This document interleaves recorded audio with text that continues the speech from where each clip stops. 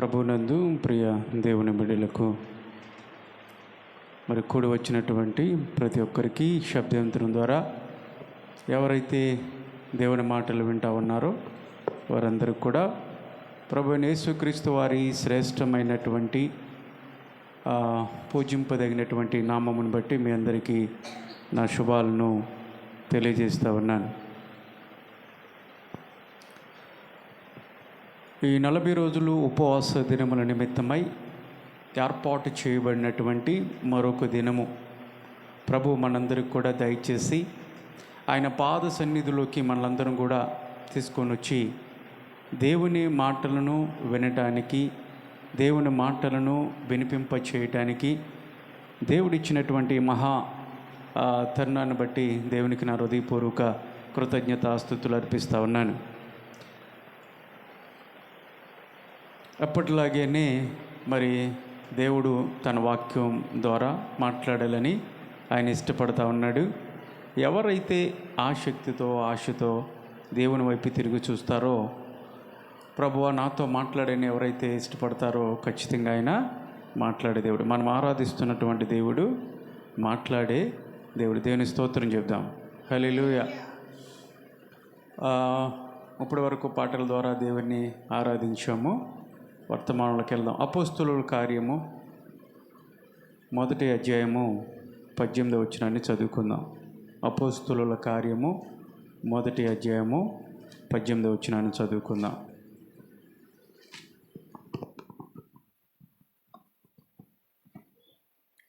యూదా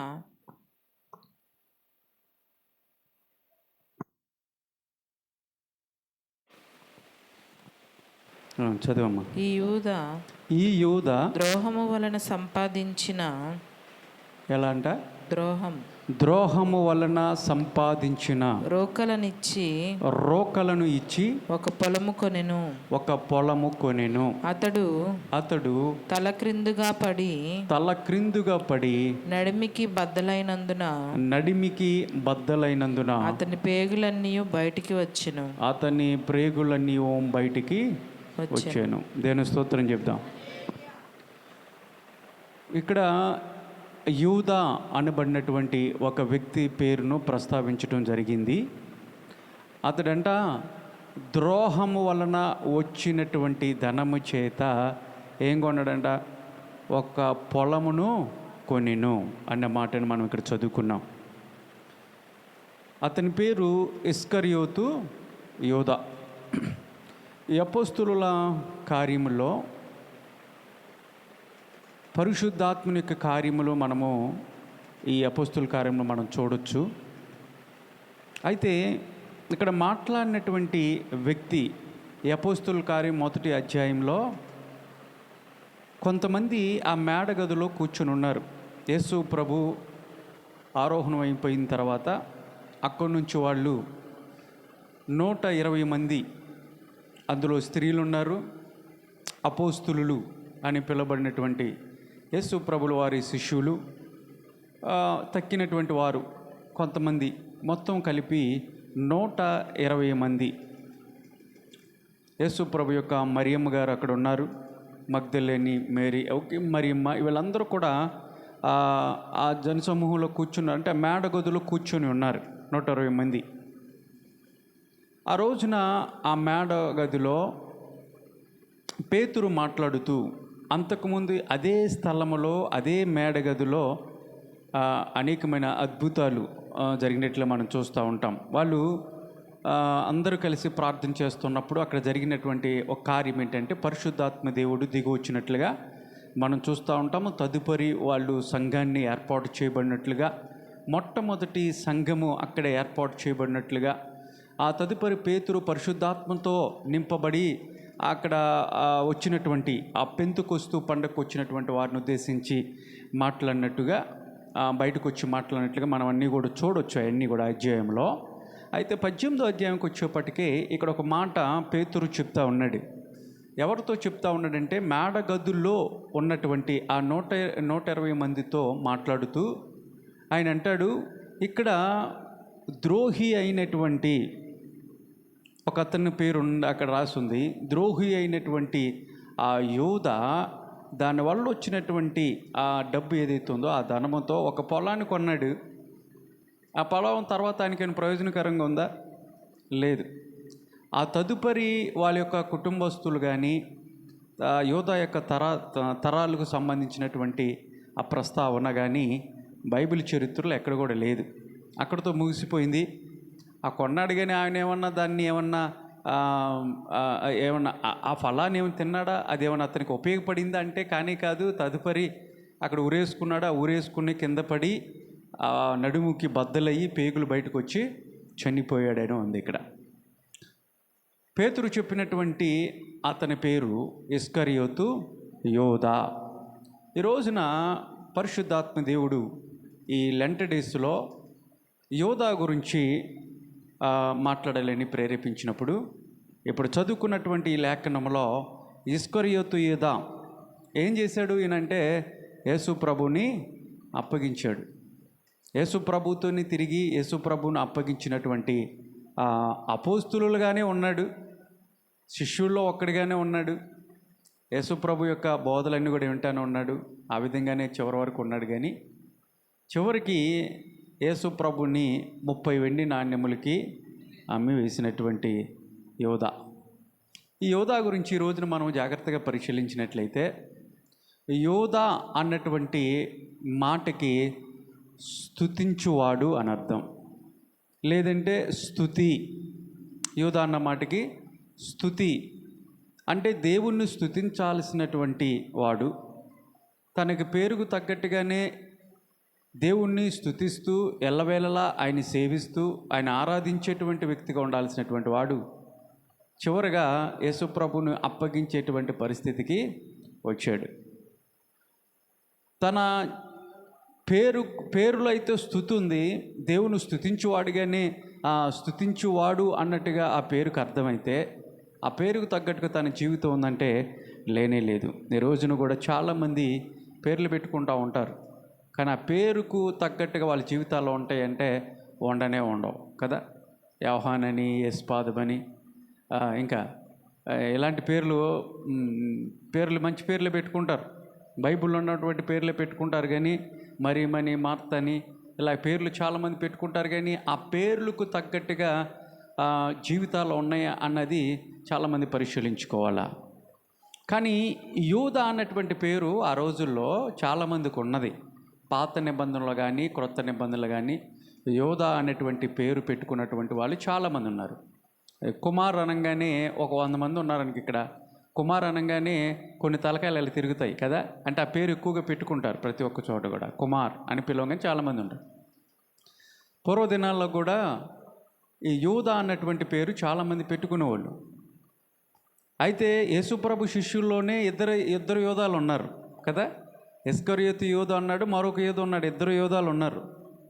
అయితే ఇక్కడ పేతురు చెప్తున్నటువంటి వ్యక్తి ఇస్కరియోతు యోధా.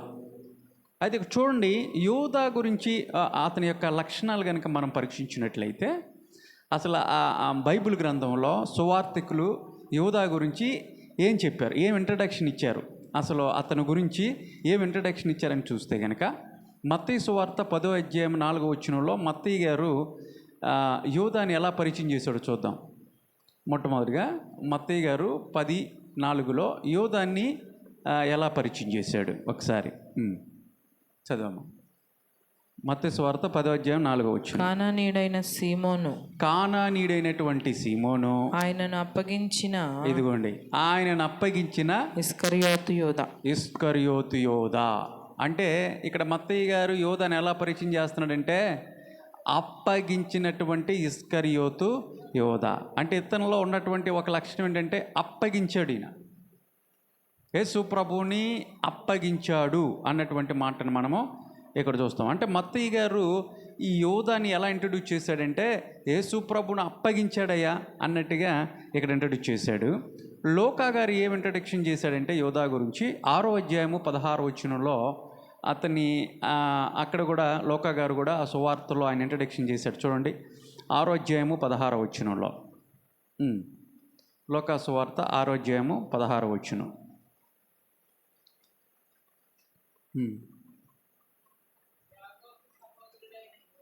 యాకోబు సహోదరుడైన యోధా, ఇదిగోండి ద్రోహియగు ఇస్కరియోతు యోధా. ఇక్కడ లోకా గారు ఏం పెట్టారు ఆయనకి? ద్రోహి. ద్రోహి అని ఎవరిని పిలుస్తాం? నమ్మకంగా నమ్మించి గొంతు కోసేటువంటి వారిని కదా ద్రోహులని పిలుస్తారు. మంచి నమ్మకమైనటువంటి మాటలు చెప్తారు. యేసు ప్రభుతోనే చక్కగా నమ్మకంగా ఉన్నట్టు నటించాడు. చివరికి యేసు ప్రభును పట్టించే విధంగా వెళ్ళాడంటే అసలు ద్రోహియే కాదా? ద్రోహియే. తడిగుడ్డతో గొంతుకు వస్తూ ఉంటారు సార్, నమ్మించి తడిగుడ్డతో గొంతు కోసేసారండి అంటాం. వాళ్ళనే ద్రోహులు అని పిలుస్తాం.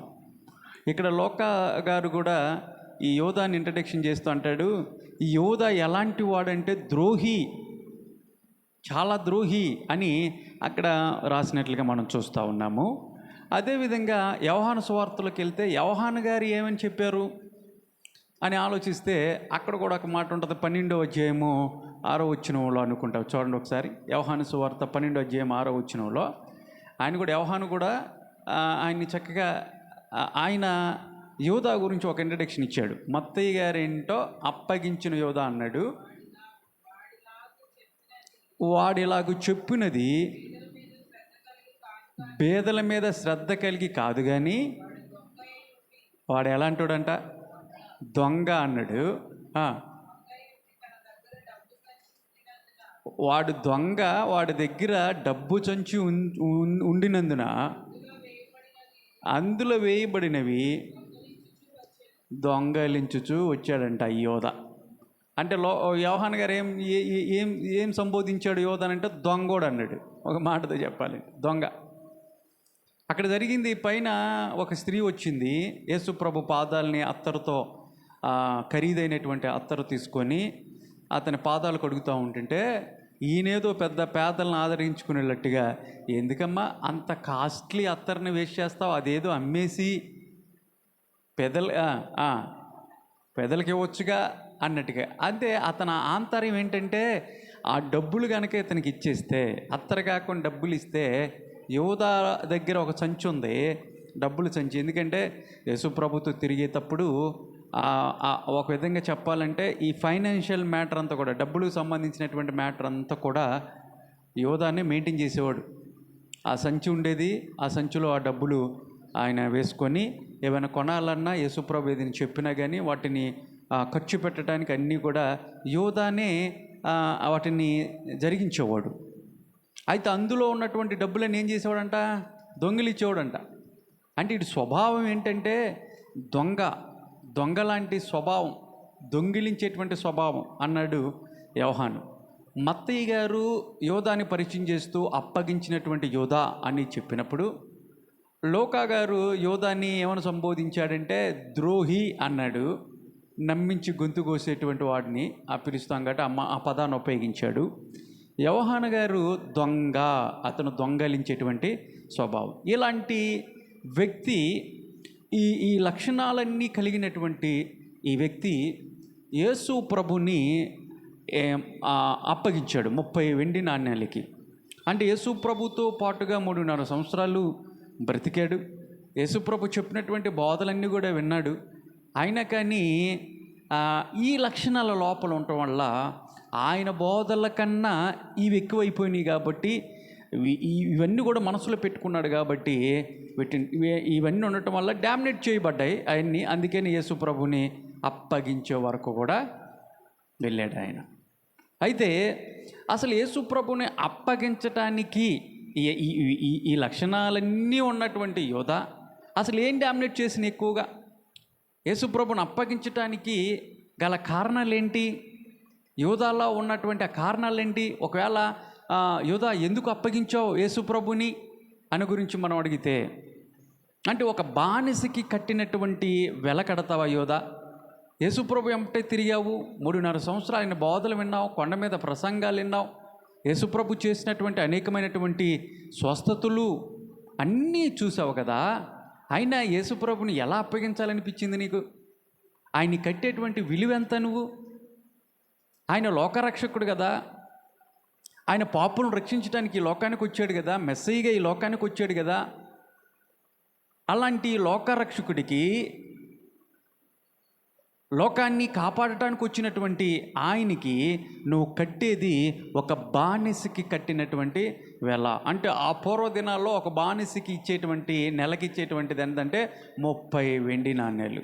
30 వెండి నాణ్యాలు అంటే యేసు ప్రభు నీ దృష్టిలో ఒక బానిస కన్నా, అంటే ఒక బానిస కన్నా చాలా తక్కువైనటువంటి వాడా? అంతే కదా. యోధా దృష్టిలో యేసు ప్రభు యొక్క విలువ ఆయన తీసుకున్నటువంటి ధనాన్ని, ఆయన తీసుకున్నటువంటి ఆ వెండి నాణ్యాన్ని బట్టి మనము అవగాహన చేసుకోవచ్చు. అయితే యేసుప్రభుని నమ్మటానికి గల కారణాలు కనుక మనం ఆలోచించగలిగితే, యోధా ఎందుకు యేసుప్రభుని అమ్మటానికి నీకు గల కారణాలు ఏంటి, ఏం ప్రేరేపించబడ్డాయి అని ఆలోచిస్తే, మొట్టమొదటిగా ఒక మాటని మనం జ్ఞాపకం చేసుకుందాము. మత్తయి సువార్త 26వ అధ్యాయము తీయండి. మత్తయి సువార్త 26వ అధ్యాయం 16వ వచనంలో ఒక మాట, యేసు ప్రభుని ఎందుకు అప్పగించాడంటే, వాడు అప్పటి నుంచి ఆయనను అప్పగించుటకు తగిన సమయము కనిపెట్టుచున్నాడు. పులియను రొట్టెల పండుగలో మొదటి దినమందు శిష్యుల యొద్దకు వచ్చి పస్కాను భుజించుటకు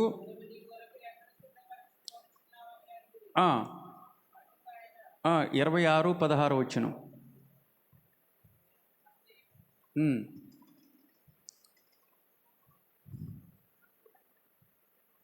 మత్తయి 26-16. 12 మందిలో ఒక్కడైన ఇస్కరియోతు యోధా, ఇదిగోండి, ప్రధాన యాజకుల యొద్దకు వెళ్ళి, నేను ఆయనను అనగా యేసును అప్పగించిన ఎడల నాకేమిస్తారు మీరు అని ఆయన అడిగాను. చాలు. అంటే ఏంటి, ఇక్కడ ప్రధాన యాజకుల దగ్గరికి వెళ్ళాడు, బాబు యేసు ప్రభును నేను ఆయనని నీకు అప్పగిస్తే, మీకు అప్పగిస్తే మీరు నాకేమిస్తారు అంటే డబ్బుకి కకృతి పడ్డాడు. డబ్బుకు కకృతి పడ్డాడు కాబట్టి యేసు ప్రభును అమ్మాలను చూశాడు.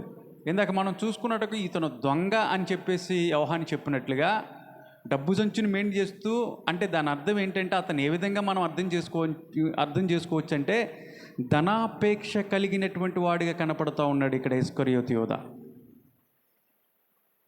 ధనం మీద మోజు పెంచుకున్నాడు. యేసు ప్రభు ఎక్కువ, ధనం ఎక్కువ అంటే అతనికి ఏది ఎక్కువ అనిపించిందంటే ప్రభువు కన్నా నాకు ధనమే ఎక్కువ అన్నట్టుగా వాళ్ళ దగ్గరికి వెళ్ళిపోయాడు బేరం కుదుర్చుకుందామని. అప్పటికే ఆ ప్రధాన యాజకులు, అక్కడ ఉన్నటువంటి చాలామంది యేసు ప్రభుని ఎప్పుడు చంపుదామని చూస్తూ ఉన్నారు. ఆ సమయం కోసం ఎదురు చూస్తున్నటువంటి ఆ సమయంలో వాళ్ళ దగ్గరికి వెళ్ళి ఇతను బేరం కుదుర్చుకుంటున్నాడు యోధా వెళ్ళి. యేసు ప్రభుని నేను అప్పగించడం అంటే యేసు ప్రభు ఎప్పుడు ఎక్కడ ఉంటాడు, ఎలాంటి పరిస్థితుల్లో ఉంటాడు, ఒంటరిగా ఎప్పుడు ఎక్కడ ఉంటాడు అన్న విషయాలన్నీ కూడా యేసు ప్రభుతో తిరిగినటువంటి వాడు కాబట్టి అతను అప్పగించేటువంటి ఆ సమయం కోసం వాళ్ళు ఎదురు చూస్తూ ఉన్నప్పుడు, ఆ సమయం నాకు తెలుసు, కారణం ఆయనలో నేను ఒక్కడిని కాబట్టి ఆయన ఎప్పుడు ఎక్కడ ఉంటాడో నాకు తెలుసు కాబట్టి నేను మీకు అప్పగిస్తాను, ఎంత ఇస్తారు నాకు అని వెళ్ళి వారితో బేరం కుదుర్చుకున్నాడంట. ధనాపేక్ష. యోధా ధనాపేక్ష గలవాడుగా కనపడుతూ ఉన్నప్పుడు యోధా నుంచి ఈ రోజున మనం ఈ వాక్యాన్ని యోధా గురించి మనం ధ్యానిస్తూ ఉన్నామంటే, అతని లక్షణాలన్నీ కూడా మనం ధ్యానిస్తూ ఉంటే దాని కారణం ఏంటి తెలుసా? ఈ విషయాలన్నీ పరిశుద్ధాత్మ దేవుడు ఎందుకు పొందుపరిచాడంటే, వాడి నుంచి మనము అలాంటి పనులు చేసినప్పుడు అతని జీవితం ఎలా ముగించబడింది, ఏం సాధించాడు, కాబట్టి మనం అవి చేయకూడదు. అతని నుంచి మనం ఏం నేర్చుకోవాలంటే, వాడు చేసినటువంటి పనులు మనం చేయటం వల్ల కూడా మన జీవితం కూడా అలాగైద్ది అన్నట్టుగా పరివర్తనం చెంది, ఒకవేళ యోధా లాంటి స్వభావం కనుక మనలో ఉంటే మనం సరిచేయపడాలనే ప్రభు వీటన్నిటిని కూడా మనకి ఈ రాత్రికాల సమయంలో ఆయన లేఖనాల ద్వారా మనతో మాట్లాడుతున్నప్పుడు, యోధాలో ఉన్నటువంటి మొదటి లక్షణం ధనాపేక్ష అయితే, బహుశా ఈ వర్తమానం వింటున్నటువంటి వాళ్ళు, వాక్యం వింటున్నటువంటి వాళ్ళు మీ జీవితాల్లో కూడా ధనాపేక్ష కలిగినటువంటి వారుగా ఉన్నారేమో. పాస్టర్ గారు, ధనం అక్కర్లేదా, మనకి ధనం సంపాదించుకోవటంలో తప్పే ఉందండి, మనిషి మనుగుడికి డబ్బు కావాలి కదా, ధనం కావాలి కదా, ఏది కొన్నా కానీ ధనం కదా ముఖ్యం.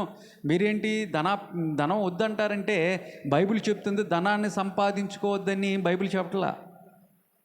బైబిల్లో ధనం సంపాదించుకోవద్దని ఎక్కడ లేదండి.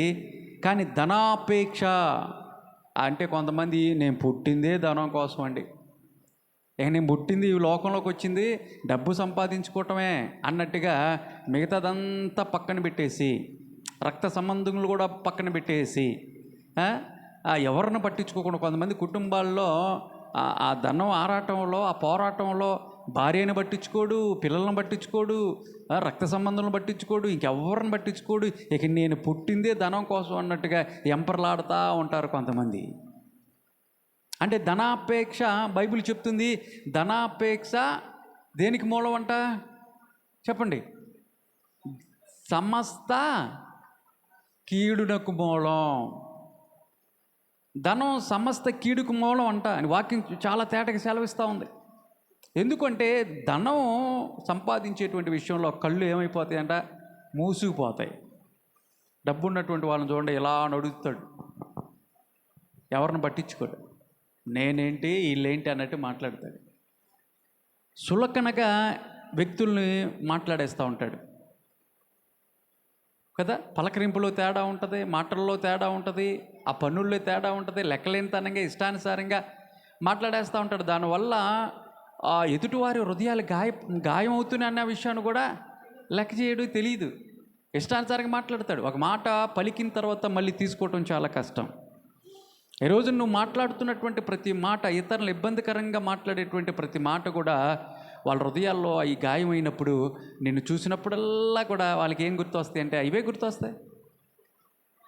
ఆ మాటలో గుర్తొచ్చేసి నిన్ను చూసినప్పుడు బాధపడుతూ ఉంటారు. అందుకని ధనం ఉండటం తప్పని వాక్యం చెప్పలేదు, కానీ అదే పనిగా ధనాన్ని సంపాదించుకోవటంలో కొంతమంది ఆ ధనం సంపాదించుకోవటంలో కూడా ఎన్నుకునేటువంటి మార్గాలు కూడా తప్పుడు మార్గాలు ఎన్నుకుంటూ ఉన్నారు. అన్యాయంగా, అక్రమంగా, అడ్డదారుల్లో చాలామంది ధనం కోసం పోరాటాలు. ఈ రోజున న్యాయంగా ధనం సంపాదించుకోవటానికి ఇష్టపడతలా. తక్కువ టైంలో నేను కోటీశ్వరుని అయిపోవాలి అన్నట్టుగా వాళ్ళందరూ కూడా ప్రయాణిస్తూ ఉన్నారు ఈ రోజున. ప్రియులారా, ధనాపేక్ష కలిగి ఉన్నావా?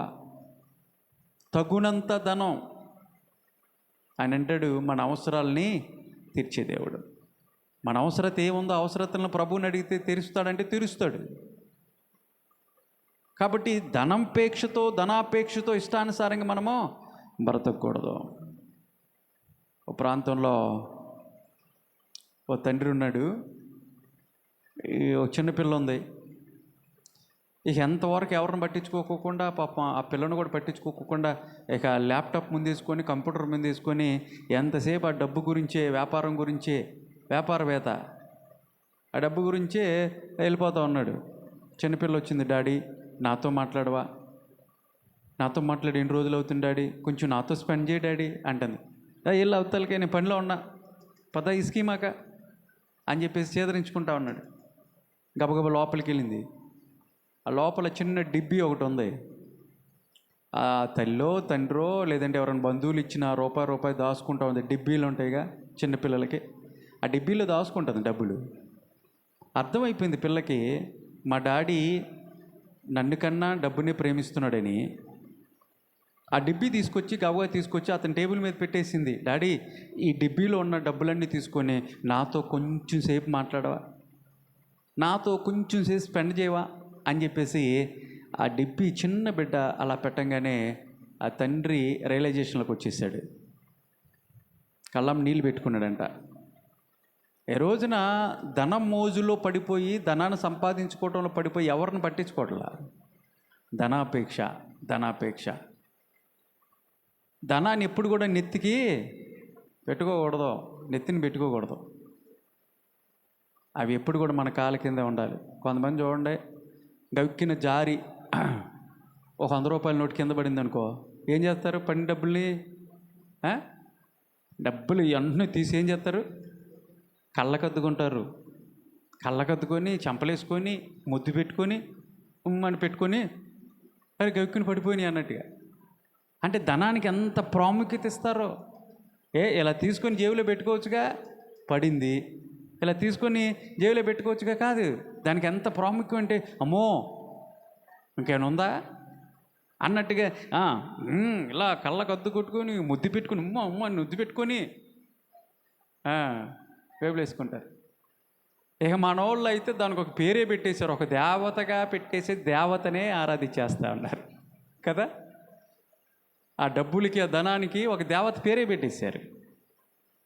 బైబిల్ దానికి అంగీకరించదు. ధనాపేక్ష నీకు ఉండదు. ఎప్పుడు నీ కాళ్ళ కిందే ధనం ఉండాలి, కానీ నీ నెత్తిని ఎప్పుడు కూడా ఉండకూడదు. అది నిన్ను పాడు చేస్తుంది. దాని మీద నువ్వు మోజు పెంచుకోకూడదు.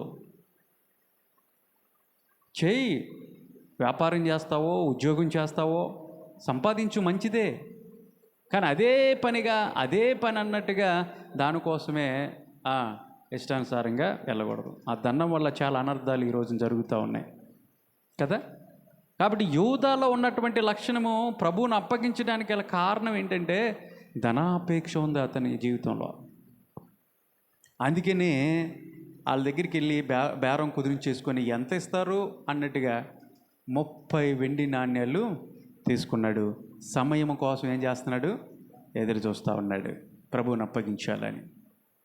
రెండోది చూద్దాం. మొట్టమొదటిగా యోధా యేసుప్రభుని అప్పగించడానికి గల ప్రధానమైనటువంటి కారణాలు మనం పరిశీలిస్తూ ఉన్నప్పుడు అతను ధనాపేక్ష కలవాడుగా కనపడుతూ ఉన్నాడు. రెండవది చూసినట్లయితే యోహాను సువార్త 13వ అధ్యాయము 6వ వచనం అనుకుంటా, చూద్దాం ఒకసారి. యోహాను సువార్త 13వ అధ్యాయము 6వ వచనంలో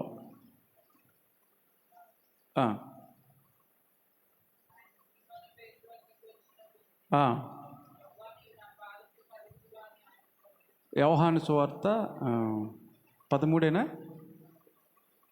13:4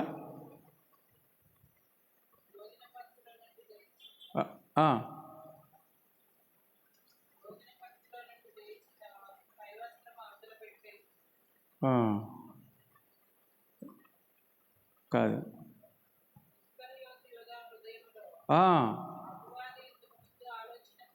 అది ఎన్నో వచ్చిన, అది 2వ వచనం. ఈ మాట చదువు. ఇస్కరియోతు యూదాలో అపవాది ముందుగా ఇంతకుముందే ఆలోచన పుట్టించి ఉండేనో. చాలు. ఇస్కరియోతు యూదాలో ఒక ఆలోచన ఎవరు పుట్టించారంట? అపవాది. అంటే ఇక్కడ ఇస్కరియోతు యూదా నుంచి మనం రెండవదిగా యేసుప్రభుని అప్పగించడానికి గల కారణం ఏంటంటే అపవాదిగాడు ముందుగానే ఆలోచన పుట్టించాడు. అంటే ఏంటి? అపవాదికి లోబడిపోయాడని అర్థం. ఇతని యొక్క లక్షణం ఇంకోటి ఏంటంటే అపవాది ఒక ఆలోచన పుట్టించినప్పుడే, ఏం ఆలోచన?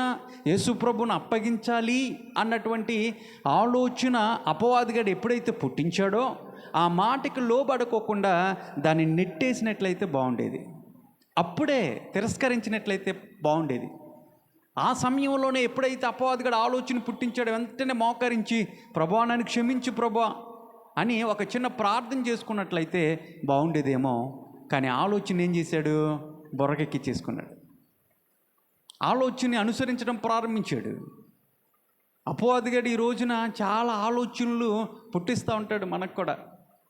చెడ్డ పనులు చేయటానికి, చెడు మార్గంలో నడవటానికి, దేవునికి అవిధేయత ప్రదర్శించటానికి ఆలోచనలు చాలా వస్తూ ఉంటాయి కదా. మనం చేసే ప్రతి ఒక్క దేవునికి విరుద్ధమైనటువంటి ప్రతి ఒక్క పని కూడా ఎవరో ఆ ఆలోచన పుట్టించుకొస్తారంటే అపవాదిగాడే. ముందు నీ బుర్రలోకి ఒక ఆలోచన తీసుకొచ్చేస్తాను, నువ్వు వచ్చేయి, అది చెయ్యి, ఏం అవ్వదు, చెయ్యి అంటాడు. అవ్వమ్మతో ఏమన్నాడు? ఇది నిజమా? అబ్బే కాదు అని అక్కడ అవ్వమ్మని ఎంత మోసం చేశాడు.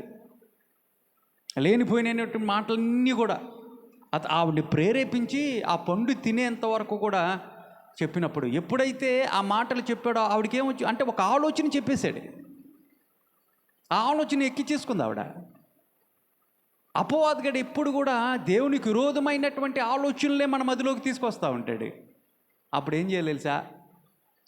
ఈ అపవాదిగాడు ఆలోచనలు కదా, దేవుడిచ్చేటువంటి ఆలోచనలు కాదు ఇది అని చెప్పేసి వెంటనే గమనించి నువ్వేం చేయాలంటే మోకరించి ప్రార్థన చేయాలి. అప్పుడు అపవాదిగాడు పారిపోతాడు.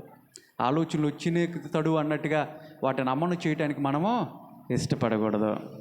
చాలామంది యవ్వనస్తులు వారు తీసుకున్నటువంటి తీర్మానాలు, అబ్బాయిలను చూసి అబ్బాయిని ఇష్టపడతారు, లేదంటే అబ్బాయిలు అమ్మాయిని ఇష్టపడినప్పుడు ఇంకా ఆ అబ్బాయే నా ప్రాణం, నాకు తెలుసు అతను బాగా చూసుకుంటాడు డాడీ, లేదంటే బాగా అతను నన్ను చూసుకుంటాడు, మీకన్నా బాగా చూసుకుంటాడు అన్నట్టుగా తమ తీసుకున్నటువంటి ఆలోచనలు. ఇరువురు కూడా స్త్రీ పురుషులు యవ్వనస్తులు ఇద్దరు కూడా తీసుకున్నటువంటి ఆ ఆలోచన వచ్చినప్పుడు అవి ఎంతవరకు కరెక్టు ఏంటి, ఇది ప్రభువు ఇచ్చినటువంటి ఆలోచన కాదు, ఆయన చిత్తం ఏదేంటుందో మనం కనిపెట్టుదాం అని దేవుని సన్నిధిలోకి వచ్చి ఆయన అడగాల్సినటువంటి పరిస్థితిని పక్కన పెట్టేసి నీ సొంత నిర్ణయం తీసేసుకొని నీ ఆలోచన ప్రకారమే ఇంకా అదంతే అన్నట్టుగా పరిగెత్తి ఈ రోజున మ్యారేజ్లు చేసుకొని పెళ్ళిళ్ళు చేసుకున్నాక వాళ్ళ జీవితాల్లో కొంతమంది ఏం చేస్తారు తెలుసా, అవిశ్వాసం చేసుకుంటూ ఉంటారు. ఏమ్మా వాళ్ళు అవిశ్వాసులు కదా, విశ్వాసులు కాదు కదా అంటే, పర్వాలేదు డాడీ నేను మార్చుకుంటాగా. ఏంటి నువ్వు మార్చుకునేది? ఏదో వాళ్ళ బ్యాక్గ్రౌండ్ బాగుందనో మరొకటి ఏదో నువ్వు ఆలోచించి దాని ప్రకారం వివాహం చేసుకున్న తర్వాత తీరా చూస్తే అవన్నీ కూడా నువ్వు అనుకున్నాయని కూడా జరగనప్పుడు ఏం చేస్తూ ఉన్నారు? ఈ రోజున ఏడుస్తున్నారు, విడిపోతున్నారు. అవునా కదా? అనుకున్నానండి అలాగా, ఏమ్మా అన్నీ బాగుంటాడు చూసుకుంటాడని చెప్పేసి అన్నావుగా, అప్పుడు అనుకున్నా నేను, అప్పుడు మాటలు వేరు, అప్పుడు ఆలోచన వేరు. ఎక్కడిది ఆలోచన అంటే అపవాదిగాడు తీసుకొచ్చాడు ఆలోచన. ఆ ఆలోచన నువ్వేం చేసావు? బుర్రకెక్కించేసుకున్నావు, నువ్వు హృదయంలోకి స్వీకరించేసావు. ఇంక నీ ఇష్టానుసారంగా ఇంకెవరు చెప్పు నేను అనుకోకుండా నువ్వు తీసుకున్నటువంటి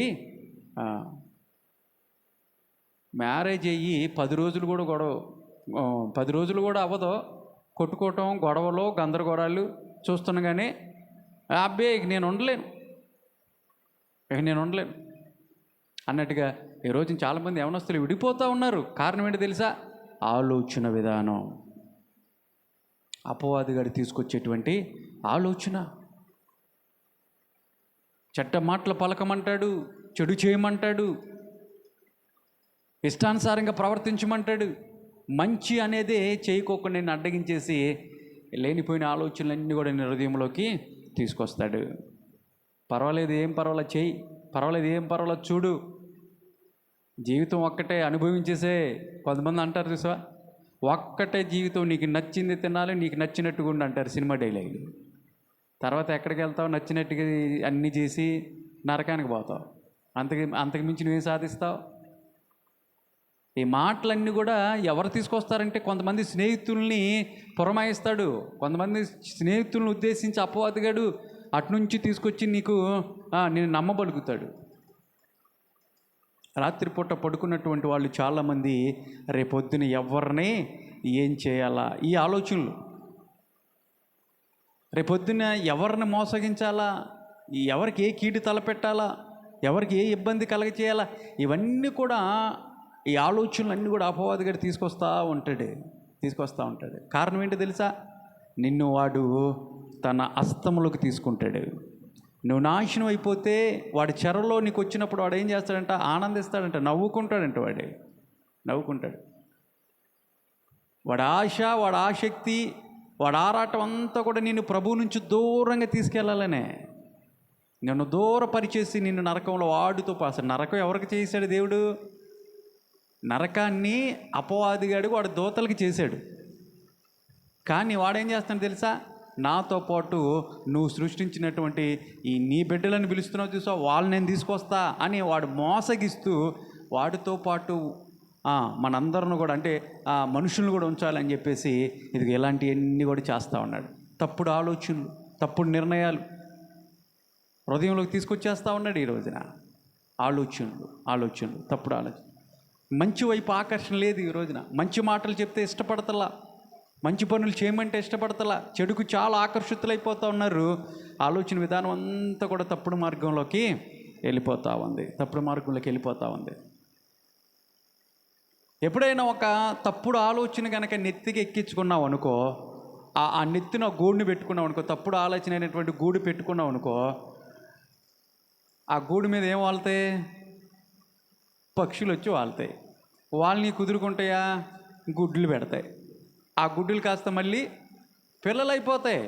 అంటే ఒక చిన్న అనాలోచన, అపవాదిగా వేసినటువంటి ఒక చిన్న బీజం అనేటువంటి అనాలోచన రేపొద్దున ఒక చెట్టు వల్లే, వృక్షం వల్లే ఎదిగిపోతాయి.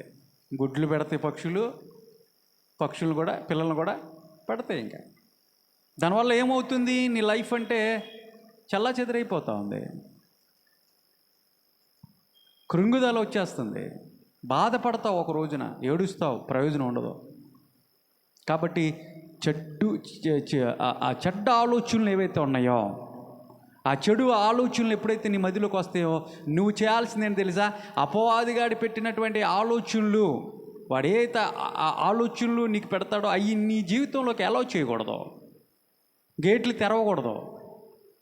అని చెప్పేసి వాటిని పక్కన పెట్టేసి ప్రభు దగ్గరికి వచ్చి ప్రార్థన చేసి, ప్రభువా ఇదిగో చెడ్డ తలంపులు వస్తున్నాయి, ఈ ఆలోచనలు తీసేయి ప్రభువా, లేదంటే పలానా కార్యం చేయమని పదే ఆలోచనలు మరి నాకు వస్తూ ఉన్నాయి, ఇది చేయొచ్చావు వద్దా, చేయమంటావా వద్దా అని దేవుని సన్నిధిలో కనిపెట్టుకొని మనం ముందుకు వెళ్ళాలి. తప్పితే వాటిని అదే పనిగా ఆలోచనలు వచ్చినాయి అని వాటిని అలౌ చేసి అనుమతించి వాటి ప్రకారం ముందుకు వెళ్ళాల్సినటువంటి అవసరత లేనే లేదు. కారణం ఏంటో తెలుసా?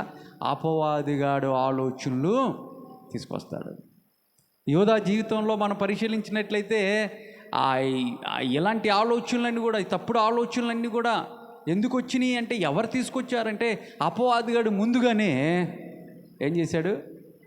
ఆలోచనలు యోధాలోకి తీసుకొచ్చాడు. అరే ఇవి సరైనటువంటి ఆలోచనలు కాదే, ఇది మంచి ఆలోచనలు కాదే, ఈ పని మనం చేయకూడదే అని ఆ ఆలోచనలు వచ్చినప్పుడు ప్రభు దగ్గరికి హత్తుకొని ప్రార్థన చేయాల్సినటువంటి యోధ వాటిని అనుమతించాడు. కాబట్టే చివరికి ఏమైంది? తన జీవితం ఏమైపోయింది తెలిసి ఎవరికి? నాశనం చేసుకున్నాడు.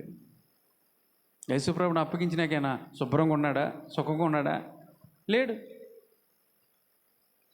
అంటే యూదాలో ఆ యొక్క లక్షణం రావటానికి, యేసుప్రభుని అప్పగించడానికి గల కారణం రెండవది ఏంటంటే, ముందుగానే అపవాదిగాడు ఆలోచనల్ని తీసుకొచ్చాడు, యూదాలోకి ఆలోచనలు తీసుకొచ్చాడు, వాటిని ఫాలో అయిపోయాడు, ఆ ఆలోచన ఫాలో అయిపోయాడు. కాబట్టే యేసుప్రభుని అమ్మేవాడిగా తన జీవితం ఉన్నట్టుగా మనం చూస్తూ ఉన్నాం. మూడోది కూడా చెప్తాను. యేసుప్రభుని అమ్మటానికి గల కారణం, మనము యోధాలో ఉన్నటువంటి ఆ కారణాలు ఎతుకుతూ ఉన్నాం కదా. మూడోది చూసుకున్నట్లయితే అదే మత్తయి సువార్త 26వ అధ్యాయం, ఈసారి 25వ వచనంలో ఉంటుంది. మత్తయి సువార్త 26వ అధ్యాయము 25వ వచనం చదువుదాం.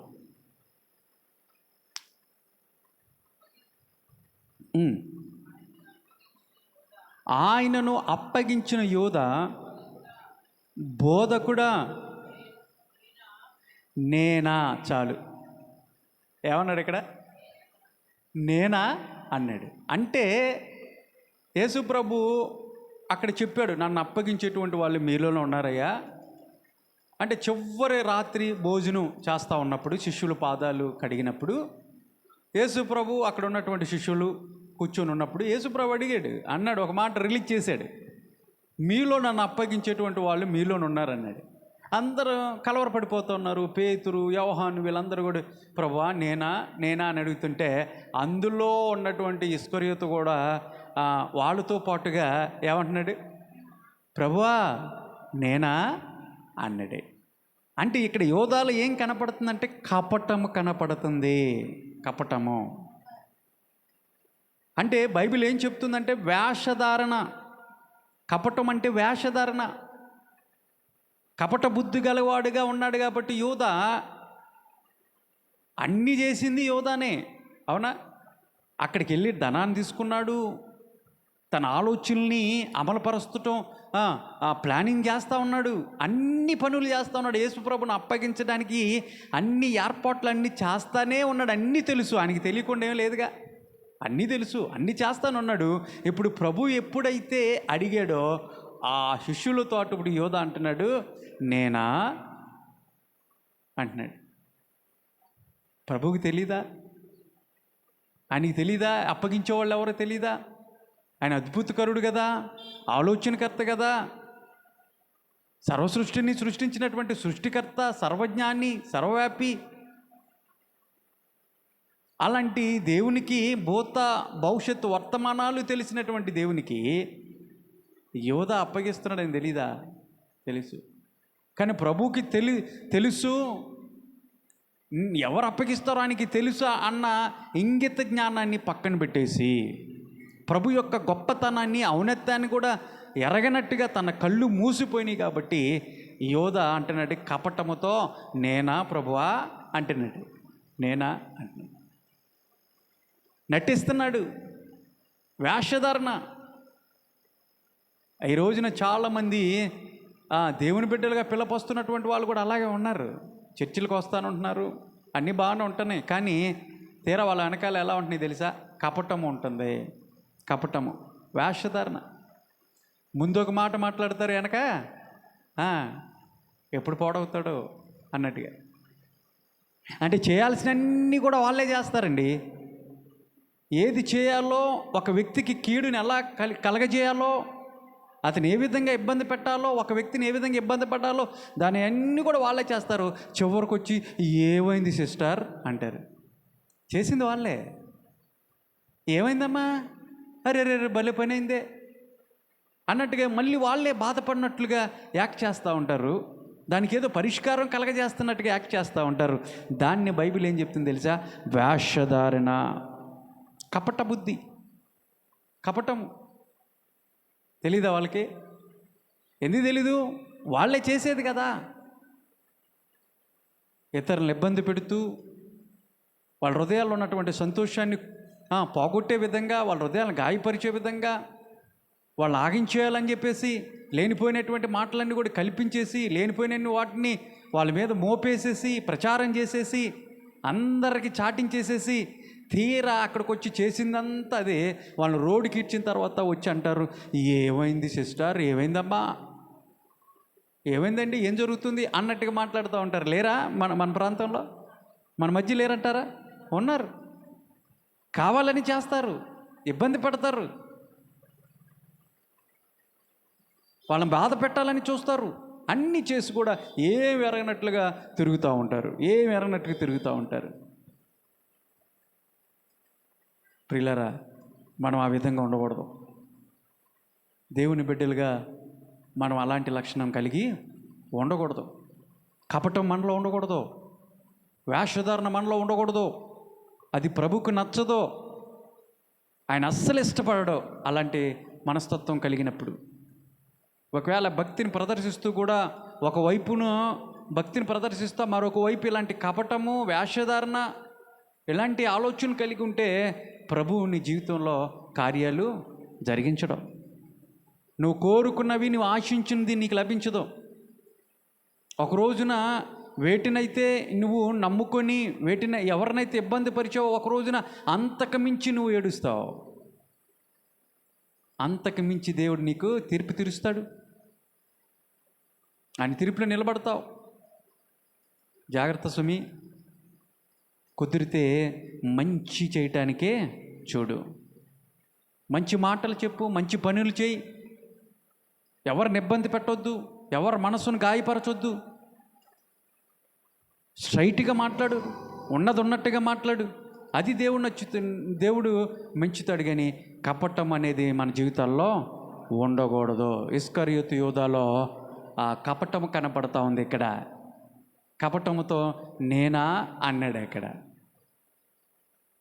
ఇప్పుడు చూడండి, ఈ లక్షణాలన్నీ అతనిలో ఉన్నాయి కాబట్టి, యూదాలో ఉన్నాయి కాబట్టి యేసు ప్రభుని ఏం చేశాడు? అమ్మేసాడు. అమ్మేయాలనుకున్నాడు, అమ్మేసాడు. యేసు ప్రభుని 30 వెండి నాణాలకి అమ్మేసిన తర్వాత ఎక్కడ అమ్మేశాడు? ఆ ఒలివ తోటలో చివరిగా అక్కడికి వచ్చాడు. ఆ గెచ్చిమైన తోటలోకి వచ్చిన తర్వాత వాళ్ళందరిని తీసుకొని వచ్చిన తర్వాత చెప్పాడు ముందుగానే, ఇదిగో ఈ సమయంలో ప్రభు ఇక్కడ ఉంటాడు, రెగ్యులర్గా ఇక్కడే ప్రార్థన చేసుకుంటాడు, ఎక్కడైతే ఒంటరిగా దొరుకుతాడు మీకు అని చెప్పేసి అందరిని తీసుకొని వచ్చిన తర్వాత, నేను ఎవరినైతే ముద్దు పెట్టుకుంటానో ఆయనే యేసు అరెస్ట్ చేసేయండి, పట్టుకుపోయండి అని చెప్పేసి యేసు ప్రభు దగ్గరికి వచ్చి యేసు ప్రభుని పట్టుకొని ముద్దు పెట్టాడంట. ముద్దు పెట్టి అప్పగించాడు. వెంటనే యేసయ్య పలికినటువంటి మాట ఏంటి తెలుసా? అక్కడ ఆయన పలికినటువంటి మాట చెలికాడా అన్నాడు. ఏమని చెప్పాడు? చెలికాడా అని పిలిచాడు. ఎవరైనా మనల్ని ఇబ్బంది పరిచి మనల్ని ద్రోహం చేసి నమ్మించి ఇలాగ చేశారనుకో, మనం ఏమంటామండి వాళ్ళని? మనమైతే ఆ పొజిషన్లో మనం ఉంటే, యేసుప్రభు ఉన్నటువంటి పొజిషన్లో కనుక ఉంటే మనం ఏం చేస్తాం? ఎట్లా పడితే అట్లా మాట్లాడతాం కదా. అరే నువ్వు ద్రోహివురా, ఎంత పని చేసావురా నాతో ఉండి, నన్ను నమ్మకంగా ఉండి నాతో నన్ను పట్టిస్తావారా నువ్వు యోధా అని ఆడి మీద పడేసి ఇష్టానుసారంగా కొట్టేస్తామేమో కదా. కానీ యేసయ్య ఏమన్నాడు తెలుసా? స్నేహితుడా అని సంబోధించాడు. దేవుని స్తోత్రం కలుగును గాక. అంటే ఆ మాట పలకటానికి గల కారణం ఏంటి తెలుసా? ఆ మాట పలికినప్పుడైనా సరే అతనిలో ఒక పరివర్తన వచ్చిద్దేమో. అతడు చేస్తున్నటువంటి పని ఎంత చేసినా నా యేసయ్య నా ప్రభు నన్ను స్నేహితుడా అని పిలిచాడు. ఎవరు పిలవగలరు ఈ విధంగా ఎంత చేసినని ఒకలాంటి మనసు, ఒకలాంటి పరివర్తన వస్తుందేమని యేసయ్య ఆశించాడు. మనం చేస్తున్నటువంటి పనులు ఏవైతే ఉన్నాయో, దేవునికి విరోధంగా మనం చేస్తున్నటువంటి పనులు ఏవైతే ఉన్నాయో, మన అతిక్రమలు, మన దోషాలు, మన పాపములు, ఒక మాటలో చెప్పుకోవాలంటే అసలు దేవునికి మన యోగ్యత, దేవుని చేరుకోవటం మనకి యోగ్యత లేనిలేదు. మన దౌర్భాగ్య పరిస్థితిని బట్టి ఏనాడు ఆయన మన చేతిని వదిలిపెట్టాలి, అసలు మన దగ్గరికి రాకూడదు. అయితే ఎంత ఎదురు తిరిగినా, ఎంత చేస్తున్నప్పటికి కూడా దేవుడు ఈ రోజున నిన్ను నన్ను ఏమని సంబోధిస్తున్నాడు తెలుసా? ఆ రోజున గెత్సెమనే తోటలో ఆ విధంగా మనస్సాక్షి కలిగినటువంటి యోధాన్ని స్నేహితుడా అని పిలిచినట్లుగానే అలాంటి మనస్తత్వం కలిగిన మనల్ని కూడా పదే పదే ప్రభు గాయాలను రేపుతూ ఇష్టానుసారంగా దేవునికి విరోధముగా మనం చేస్తున్నటువంటి ప్రతి పనిని కూడా దేవుడు చూస్తూనే ఏమని పలుకుతున్నాడు తెలుసా? స్నేహితుడా అని పిలుస్తా అన్నాడు. కారణం ఏంటి తెలుసా? అప్పుడైనా సరే నువ్వు రియలైజ్ అవుతావని, అప్పుడైనా ప్రభు దగ్గరికి వచ్చి అయ్యా నన్ను క్షమించయ్యా, నేను ఎంత చేసినప్పుడు కూడా నీ ప్రేమను ఎంత వెల్లడిపరుస్తున్నావు, నా మీద ఎంత కృపను చూపిస్తున్నావు ప్రభువా అని అడుగుతామేమో అన్నట్టుగా దేవుడు తన కనికరిము చొప్పున ఏం చేస్తున్నాడు తెలుసా? స్నేహితుడా అని పిలుస్తూ ఉన్నాడు. కానీ ఆ రోజున యోధా మాటికి తన జీవితాన్ని మార్చుకోలేకపోయాడు, ప్రభు ప్రేమను అర్థం చేసుకోలేకపోయాడు. అయితే ఆ తదుపరి యోధా పశ్చాత్తాపడ్డాడు తెలుసా? పశ్చాత్తాపడ్డాడు. ఎక్కడ? అదే మత్తయి సువార్త 27:3 ఉంటుంది. యేసు ప్రభువుని సిలువ మరణానికి అప్పగింపబడిన తర్వాత ఆ మాటను అక్కడ రాసినట్టు చూద్దాం. యోధా పశ్చాత్తాప్తుడై అని ఉంటుంది. అంటే పశ్చాత్తాపడ్డాడు. అరే అంత అయిపోయింది, రియలైజేషన్లోకి వచ్చేప్పటికి అంత అయిపోయింది. పశ్చాత్తాపడ్డాడు. నేను యేసు ప్రభుని అప్పగించాను, 30 వెండి నాణాలకి ఆశపడి యేసు ప్రభువును అప్పచెప్పానే, నేను కఠినులకి అప్పచెప్పానే, ఆ సిలువ మరణానికి అప్పచెప్పానే, నేను ఎంత పొరపాటు చేశానని పశ్చాత్తాపడ్డాడంటే పడ్డాడు యోధా, పశ్చాత్తాపడ్డాడు. అయితే ఇక్కడ యోధా ఎన్నుకున్నటువంటి మార్గం ఏంటి తెలుసా? పశ్చాత్తాపడ్డాడు. కానీ ఆ పశ్చాత్తాపడిన తర్వాత వెనకకు రావాల్సినటువంటి యోధా తన జీవితాన్ని ముందుకే తీసుకెళ్ళిపోయి ఊరేసుకొని అక్కడతో తన జీవితాన్ని ముగించేసుకున్నట్లుగా చూస్తూ ఉన్నాం. ప్రభువా నన్ను క్షమించాయని వెనకకి వచ్చి యేసు ప్రభు పాదాలు పట్టుకొని అడిగినట్లయితే యేసే క్షమించడండి? క్షమిస్తాడు. ఆయన క్షమించే దేవుడు. ఆయన ఈపినంత కొరడాలతో కొట్టేసి ఇష్టానుసారంగా ఉమ్మి వేసి చిత్రహింసలు చేసి సిలువకు వేలాడదీసినటువంటి వాళ్ళందరిని ఉద్దేశించి సిలువలో ప్రభువా దేవా వీళ్ళేం చేస్తున్నారో, తండ్రి వీళ్ళేం చేస్తున్నారు వీరికి తెలియదు కాబట్టి వీళ్ళని క్షమించు అన్నటువంటి దేవుడు యోధాన్ని క్షమించడండి? క్షమిస్తాడు. కానీ వెనకకి రాలా, పశ్చాత్తాపడుతూ ఉంటారు. కానీ చాలామంది తప్పులు చేస్తారు, రియలైజ్ అవుతారు, అరే నేను చేసిన తప్పే కదా అని పశ్చాత్తాపడతారు. కానీ ప్రభు దగ్గరికి వచ్చి క్షమాపణ అడగాలనేటువంటి ఆలోచన రాదు. ప్రభు సన్నిధిలోకి వచ్చి ప్రభా నన్ను క్షమించమంటే ఆయన క్షమిస్తాడు. కానీ ఈ రోజున చాలామంది దేవుని దగ్గరికి రాకోకుండా, క్షమాపణ అడగకోకుండా, నేను చేసింది పొరపాటే, ఇక నేను తలెత్తుకోలేను అన్నట్టుగా ఆవేశంతో వెళ్ళిపోయి ఏ నదిలో దూకటమో, ఉరేసుకోవటం ఫ్యాన్కి అనాలోచనతో వాళ్ళ జీవితాన్ని ముగించేసుకుంటా ఉన్నారు.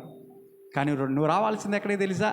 క్షమించేటువంటి నా యేసయ్య దగ్గరికి నువ్వు రావాలా. ప్రభువా నన్ను క్షమించి, నేను చేసిన తప్పే, నా ఆలోచనలు తప్పే, తప్పుడు నిర్ణయాలు తీసుకున్నాను, నీకు విరోధంగా ప్రవర్తించాను, దేవా నన్ను క్షమించని ప్రభు సన్నిధిలోకి వచ్చి నువ్వు అడగాలి. కానీ యోధాలాగా నువ్వు పశ్చాత్తాపడుతున్నావు కానీ దేవుని దగ్గర రాలేకపోతున్నావేమో.